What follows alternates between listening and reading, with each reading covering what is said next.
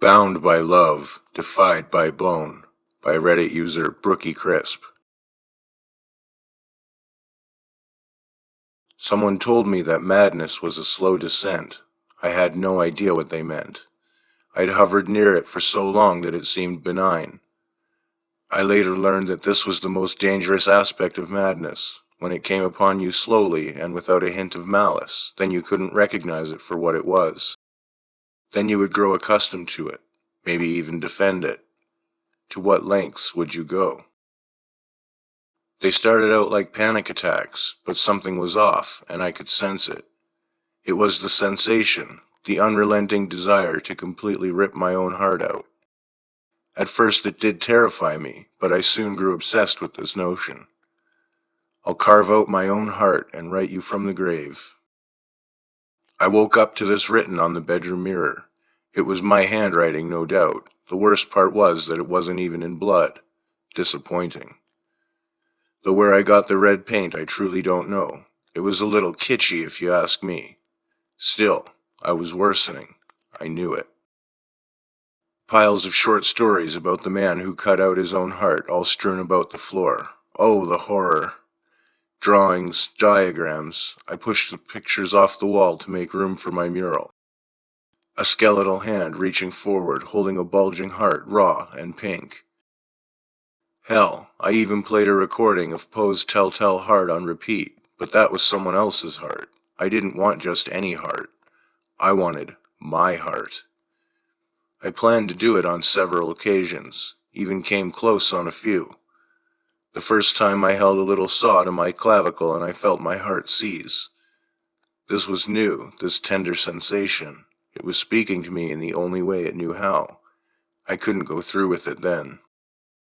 The next time I thought I'd try a small knife. I imagined myself with surgeon-like precision making a small slit and cracking the surrounding bones so I could cradle the heart gently, for a while. I punctured the skin and the knife broke off. It was a failure. Back to the saw then. I'd been eyeing them up at the supply store for a while now, picking them up, pretending to do it then and there, talking with my heart about how it might feel. I was asked to leave on more than one occasion. On the way out, I always seemed to catch the downturned glances of passerby that told me they felt pity. They saw me, they saw my mental illness, but they never saw my heart. It ticked and ticked. I settled on one, a real man saw, a meaty and substantial beast in its own right. Now this one could get the job done. The mere sound of it set my heart aflutter. I turned it off and on for days, tricking my heart, laughing in the mirror when it sped up its beats to keep pace with the danger. This really was a hoot, but we weren't ready yet, my heart and I.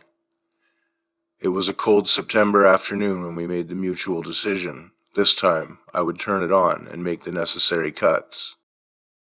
Of late, I had begun to whisper sweet nothings to the heart. I even sung a lullaby or two. The only thing that calmed it was telling it how it would feel when we were truly together, when I could hold it in my hand. It was playing hard to get, being a bit of a tease, really. The sadness and anger I felt at being so snubbed made me want to cause it pain. I picked up the ice pick and in the gloomy mirror threatened to stab right through it. That did the trick. We kissed and made up. With a heavy sigh, I raised the beast up. The sound was exhilarating, so much so that my head began to swim, and I thought I might need to lie down for a bit. I steadied my hand and pressed it closer to my chest. Tightening. Beating. Faster. Faster. Overclocked. I made the first incision. Crimson. I felt the resistance of the bones who guarded me against the heart, my love. The bones, the barrier. I was aggrieved. I doubled down and cut in deeply. The sound was so loud as the motor worked to make the imprecise incision. I could smell the effort of the machine, but it was no match for a scorned lover. On the last big push, I made it through. I dropped the saw. We've come this far, and the last thing I want is to hurt you, my sweet. In and out of consciousness, blood everywhere. But before I die, I'll hold you. I'll cradle you and feel you. The bones no more to bear. In the last light of the September night I held you. A tale of love, a spectacle. We consummated it in the only way we knew how. Now we would die together.